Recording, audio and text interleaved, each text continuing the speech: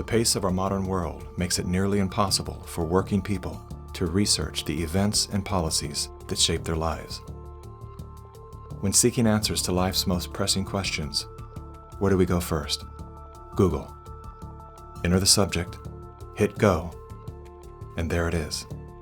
Only what they want us to see. In today's culture of copy and paste journalism, it's common for hundreds of unrelated outlets to feature the exact same report. This is not the result of laziness. This is by design. When we see identical headlines across seemingly unrelated platforms, the logical mind concludes, well then, it must be true. The illusion that numerous news sources have arrived at the same conclusion gives us confidence to share the chosen narrative. And just like that, we become the unwitting pushers of propaganda. Search engines are the holy grail for those seeking to control the narrative. Google is already more powerful in terms of its control over people's lives than almost every government on the planet. As the most influential search engine in the world, through its ubiquitous reach, Google has more power to influence U.S. elections than any foreign nation. You testified before this committee. You said in subsequent elections, Google and Facebook and Twitter and big text manipulation could manipulate as many as 15 million votes in a subsequent election? And the methods that they're using are invisible, they're subliminal, they're more powerful than most any effects I've ever seen in the behavioral sciences, and I've been in the behavioral sciences for almost 40 years. The blacklists is something that Google said didn't exist, and they testified that under oath. And nothing but the truth, so help you God. Now, me as an engineer, I just did a search on Google's internal search engine, and guess what I found? It had blacklisted search terms like cancer cures. Why is Google deciding what people can and cannot search for? What was once an efficient tool for navigating the world of information is now a network for global surveillance, data collection, and social engineering. Now let's take a look at a few of the most commonly used fact checkers, beginning with Snopes. The husband and wife duo of David and Barbara Mickelson founded Snopes.com in 1995. They had no journalism background or training whatsoever. They built their fact-checking empire by using Google as their primary verifying source.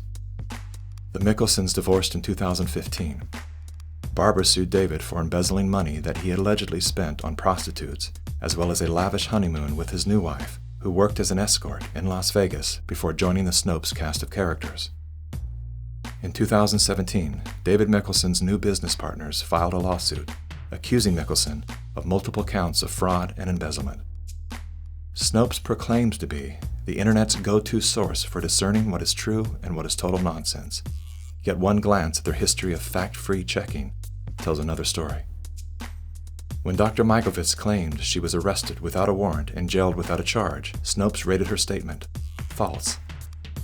Had they bothered to explore the arrest documents, they would have seen that indeed there was neither a warrant nor signatures to officiate a charge, a fact that I confirmed with members of Dr. Mikovits' legal team. Was there a search warrant? No. And was she ever charged? No. Never charged with a crime. 100% correct. Judy has never been charged with any crime. Facebook's fact-checking arm, PolitiFact, is owned by the Poynter Institute, which has received substantial funding from big pharma allies such as Google and the Bill and Melinda Gates Foundation. Like Snopes, PolitiFact has a history of misleading the public. In late January of 2019, PolitiFact, Snopes, and FactCheck.org raced to squash the notion that coronavirus and its treatments were patented.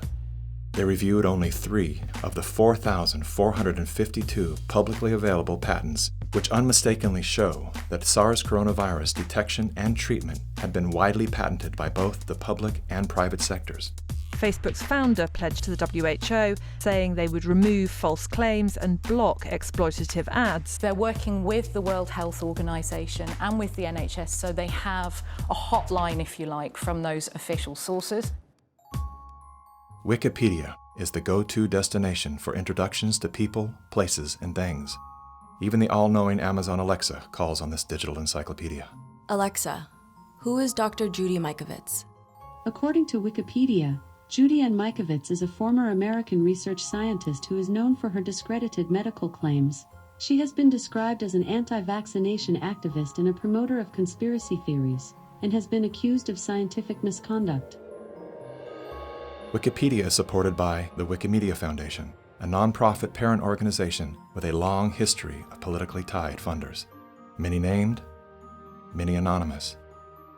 What exactly does a Wikipedia donor receive in exchange for their generosity? What began as an unbiased open source platform is now weaponized to undermine the work and reputation of anyone deemed a threat to its stakeholders. And once they smear you, they lock you out for making corrections to your own bio. In summary, most independent fact-checkers are neither independent nor factual. Simply put, they are political spin machines.